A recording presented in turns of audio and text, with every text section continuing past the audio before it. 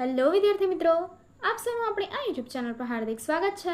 આજે હું લઈને આવી છું ધોરણ 6 વિષય સામાજિક વિજ્ઞાન પાઠ 4 ઇતિહાસની સમયરેખા અને તેના સ્ત્રોતોમાં સ્વાધ્યાય પોથીનું સંપૂર્ણ સોલ્યુશન।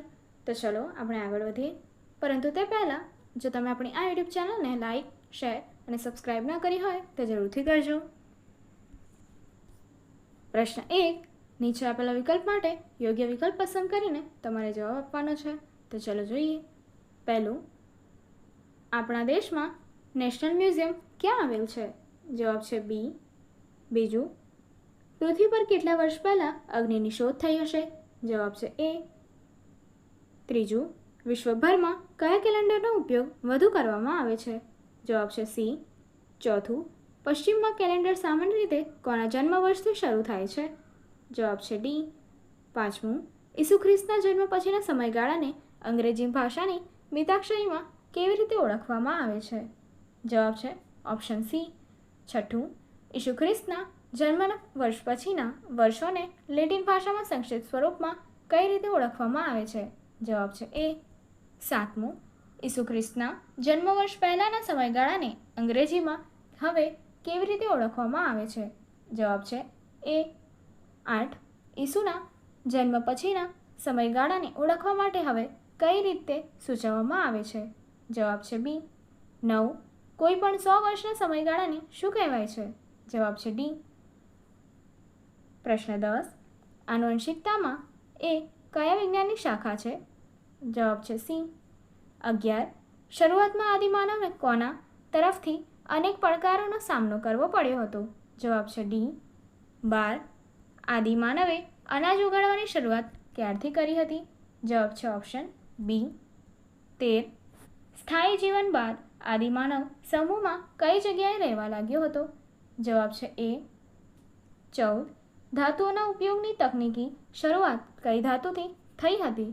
જવાબ છે બી। 15, કરોડો વર્ષ પહેલાંના વૃક્ષો, પ્રાણીઓ અને માનવના અવશેષોનો અભ્યાસ કરનાર વ્યક્તિ કઈ રીતે ઓળખાય છે? જવાબ છે બી। પ્રશ્ન 2, યોગ્ય શબ્દો કે અંકો વડે નીચેની ખાલી જગ્યાઓ તમારે પૂરવાની છે। પહેલું, ઇતિહાસની સમયગણનામાં ભારત 1947માં સ્વતંત્ર થયું હતું, તેને સંક્ષિપ્ત ખાલી જગ્યા તરીકે ઓળખવામાં આવે છે। તો જવાબ છે 1947 CE એટલે સેન્ચુરી। બીજું, ઇતિહાસમાં સમયગણના માટે ગૌતમ બુદ્ધના જન્મ વર્ષને સંક્ષિપ્તમાં ખાલી જગ્યા તરીકે ઓળખવામાં આવે છે। તો જવાબ આપ્યો છે 560 BCE। જેવી રીતે ઉપર CE નો અર્થ થાય છે કોમન એરા, એવી રીતે અહીંયા BCE નો અર્થ થાય છે બિફોર કોમન એરા।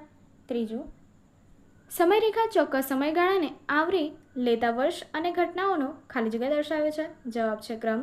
ચોથું, ગૌતમ બુદ્ધનો જન્મ મહાન અશોકની આગળ કે પાછળ થયો હતો તે ખાલી જગ્યાની મદદથી સારી રીતે જાણી શકાય છે। જવાબ છે સમયરેખા। પાંચમું, ઐતિહાસિક ઘટનાઓને તારીખ કે વર્ષ જોયા વિના પણ ક્રમમાં બને છે તે ખાલી જગ્યાની મદદથી જાણી શકાય છે। જવાબ છે સમયરેખા। છઠ્ઠું, 10 વર્ષના સમયગાળાને ખાલી જગ્યા કહેવામાં આવે છે, દશકો, દાયકો।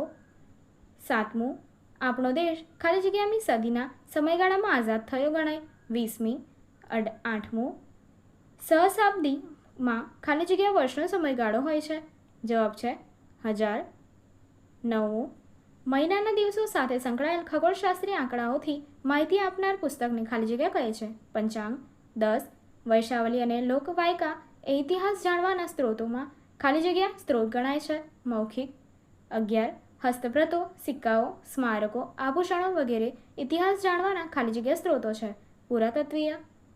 12, માનવ સમાજ અને સંસ્કૃતિઓનું અધ્યયન કરનારને ખાલી જગ્યા કહેવામાં આવે છે, માનવ વિજ્ઞાનીઓ। પ્રશ્ન 3, વિધાન ખરા છે કે ખોટા તે આપણે અહીંયા નિશાની દ્વારા જણાવવાના રહેશે। પહેલું, ભૂતકાળને સમજવાથી આપણને વર્તમાન વિશ્વની સમજવામાં મદદ મળશે, વિધાન સાચું છે। બીજું, ભૂસ્તરશાસ્ત્રીઓ પૃથ્વીના ભૌતિક સ્વરૂપોનો અભ્યાસ કરે છે, વિધાન સાચું છે। ત્રીજું, દરેક સમાજ અને સંસ્કૃતિની સમયની ગણતરી કરવાની પદ્ધતિ સરખી હોય છે, વિધાન ખોટું છે। ચોથું, પશ્ચિમમાં કેલેન્ડર સામાન્ય રીતે ગૌતમ બુદ્ધના જન્મ વર્ષથી શરૂ થાય છે, વિધાન ખોટું છે। પાંચમું, વિશ્વભરમાં યહૂદી કેલેન્ડરનો ઉપયોગ કરવામાં આવે છે. વિધાન ખોટું છે. છઠ્ઠું, સામાન્ય સંવત પૂર્વેને ટૂંકમાં BCE તરીકે સૂચવવામાં આવે છે. વિધાન સાચું છે. સાતમું, શરૂઆતથી જ આદિમાનવ સમૂહમાં સ્થાયી જીવન જીવતો હતો. વિધાન ખોટું છે. આઠમું, આદિમાનવોને જીવવા માટે ખાદ્ય છોડ અને ફળોના સંગ્રહ તેમજ શિકાર પર નિર્ભર હતા. વિધાન સાચું છે. 9, પથ્થરની સુધારેલ કુહાડીઓ, અણીદાર તીર અને અન્ય સાધનોના નિર્માણથી આદિમાનવનું જીવન સરળ બન્યું હતું. વિધાન સાચું છે. 10, આપણને 20મી સદીના મધ્યમાં આઝાદી મળી હતી. વિધાન સાચું છે.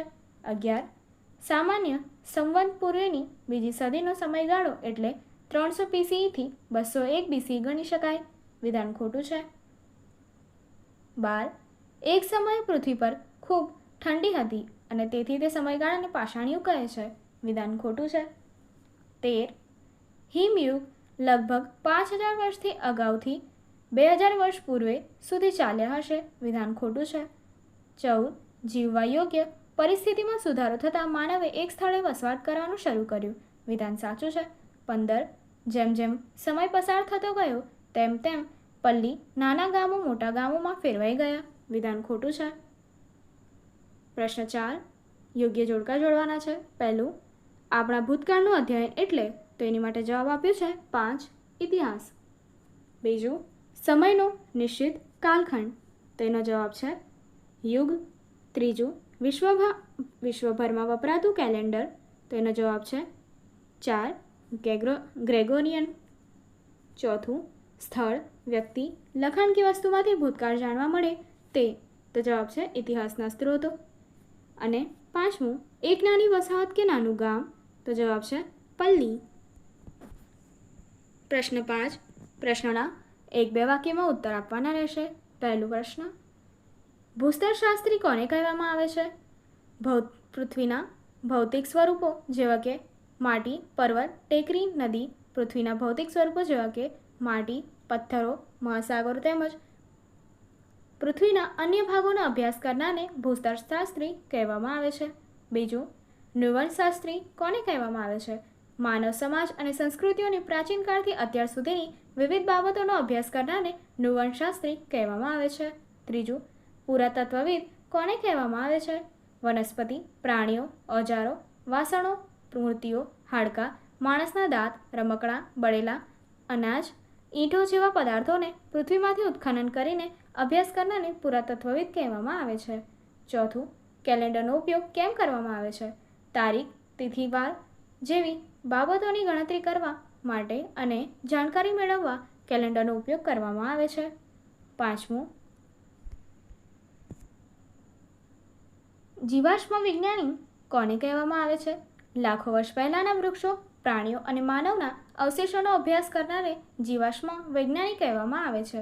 છઠ્ઠું, ઈસવીસન પૂર્વે ખાલી જગ્યાને હવે કેવી રીતે દર્શાવવામાં આવે છે? તો ઈસવીસન પૂર્વેને બિફોર ચિરિસ્ટ એટલે કે BC અને હવે સામાન્ય સંવતને બિફોર કોમન એરા તરીકે દર્શાવવામાં આવે છે. 7, ઈસવીસન એનો ડોમિની ADને હવે કેવી રીતે દર્શાવવામાં આવે છે?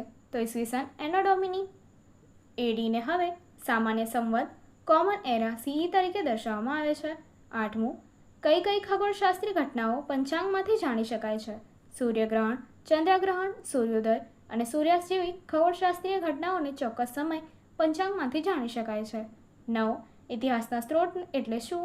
સ્થળ, વ્યક્તિ, લખાણ, વસ્તુ વગેરેમાંથી ભૂતકાળની ઘટના કે સમયગાળાના વિશેની માહિતી એકત્રિત કરીએ છીએ તેને ઇતિહાસના સ્ત્રોત કહે છે.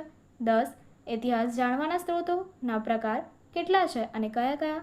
ઇતિહાસ જાણવાના સ્ત્રોતોના 4 પ્રકાર છે: મૌખિક, સાહિત્યિક, કલાત્મક અને પુરાતત્વીય સ્ત્રોત. 11, ઇતિહાસના સ્ત્રોત કયા કયા છે? ઉદાહરણ આપો. સિક્કાઓ, ગ્રંથો, કપડાં, આભૂષણ, સ્મારકો, શસ્ત્રો, ચિત્રો, તાડપત્ર અને ભોજપત્ર જેવી હસ્તપ્રતો, શિલાલેખો વગેરે ઇતિહાસના સ્ત્રોત કહેવામાં આવે છે. 12, સાહિત્યિક સ્ત્રોતમાં કયા કયા સ્ત્રોતોનો સમાવેશ થાય છે? ધાર્મિક અને ઐતિહાસિક ગ્રંથો એટલે કે પુસ્તકો, ઐતિહાસિક લેખો, વાર્તા સંગ્રહો, વૈજ્ઞાનિક અને તકનીકી ગ્રંથો, પ્રવાસ વર્ણનો, ડાયરીઓ વગેરેનો સાહિત્યિક સ્ત્રોતોમાં સમાવેશ થાય છે. 13, માનવ જીવનનું અસ્તિત્વ લગભગ કેટલા વર્ષોથી પૃથ્વી પર છે, અથવા પૃથ્વી પર આશરે કેટલા વર્ષથી માનવ જીવન જોવા મળે છે? તો જોઈએ, માનવ જીવન લગભગ 3 લાખ વર્ષ પહેલાંથી પૃથ્વી પર અસ્તિત્વ ધરાવે છે. પ્રશ્ન 14. આદિમાનવ શા માટે સતત ખોરાક અને આશ્રયની શોધમાં રહેતો? આદિમાનવ જીવવા માટે ખાદ્ય, છોડ, ફળ અને શિકારની શોધમાં સતત રહેતો અને તેનો સંગ્રહ કરતો. કુદરતી આપદાઓ એટલે કે આપત્તિઓથી બચવા માટે તે આશ્રય એટલે કે રહેઠાણની શોધમાં પણ સતત રહેતો. 15. આદિમાનવ કેટલા પ્રકારના રહેઠાણોમાં રહેતા હતા? આદિમાનવ પથ્થરની ગુફા, વૃક્ષ અને પથ્થરથી મદદથી બનેલા કામચલાઉ રહેઠાણમાં રહેતો. 16. આદિમાનવનું જીવન સરળ કેવી રીતે બન્યું હતું? અગ્નિની શોધ અને ઉપયોગ કરવાની રીત, સુધારેલ પથ્થરની કુહાડીઓ અને અણીદાર તીર જેવા સાધનોના નિર્માણથી આદિમાનવનું જીવન સરળ બન્યું. 17. પૃથ્વી પર હિમયુગ નિર્માણ થવાનું કારણ જણાવો. પૃથ્વી પર લાંબા સમયગાળા દરમિયાન વાતાવરણમાં અનેક ફેરફાર થવાથી પૃથ્વી ખૂબ ઠંડી બની અને તેનો મોટો ભાગ બરફથી ઢંકાયેલો રહ્યો. આ કારણથી તે સમયને હિમયુગ તરીકે ઓળખવામાં આવે છે. 18. સ્થાયી જીવનની શરૂઆત બાદ માનવે પ્રથમ કઈ કઈ પ્રવૃત્તિઓ કરી? સ્થાયી જીવનની શરૂઆત બાદ માનવે પ્રથમ અનાજ ઉગાડવાનું અને ગાય, બકરા જેવા ઘરેલું પ્રાણીઓને પાળવા જેવી પ્રવૃત્તિઓની શરૂઆત કરી. 19. આદિમાનવે નદી કિનારે રહેવાનું કેમ વિચાર્યું હશે? આદિમાનવે નદી કિનારે રહેવાનું એટલા માટે વિચાર્યું હતું કે પીવા અને ખેતી માટે પાણી મળી રહે, જમીન ફળદ્રુપ હોવાથી પશુ ઉછેર અને અનાજ ઉગાડવાની પ્રક્રિયા સરળ બને, જમીન વધુ ઉપજાઉ બને વગેરે. 20. ધાતુઓના ઉપયોગની તકનીક અસ્તિત્વમાં આવતા આદિમાનવને કઈ વસ્તુઓ બનાવવાનું સરળ બન્યું? ધાતુઓના ઉપયોગની તકનીક અસ્તિત્વમાં આવતા આદિમાનવને ટકાઉ સાધનો, દૈનિક ઉપયોગની વસ્તુઓ અને આભૂષણો બનાવવાનું કાર્ય સરળ બન્યું. પ્રશ્ન 6. નીચેના પારિભાષિક શબ્દોની સમજૂતી આપો. સમયરેખા. કોઈપણ ચોક્કસ સમયગાળાને આવરી લેતી તારીખો અને ઘટનાઓના ક્રમને દર્શાવવા જે રેખાનો ઉપયોગ કરવામાં આવે છે તેને સમયરેખા કહે છે. બીજું, શિલાલેખ. પથ્થર પર કોતરવામાં આવેલા શબ્દો અથવા લખાણો. ત્રીજું, ઇતિહાસકારક. જે વ્યક્તિ ભૂતકાળનો અભ્યાસ કરે અને તેના વિશે લખે છે. ચોથું, હિમયુગ. ખૂબ લાંબા સમયગાળા દરમિયાન પૃથ્વી ખૂબ ઠંડી રહી અને તેનો મોટો ભાગ હિમાચ્છાદિત રહ્યો. આ સમયગાળાને હિમયુગ કહેવામાં આવે છે. પ્રશ્ન 7. પ્રશ્નોના ટૂંકમાં ઉત્તર આપો. પહેલું, સ્થાયી જીવન પછી આદિમાનવે કરેલા વિકાસ વિશે જણાવો. આદિમાનવ મુખ્યત્વે નદી કિનારે સ્થાયી થયો. બાદમાં તેણે ખેતી અને પશુપાલનમાં વિકાસ કર્યો.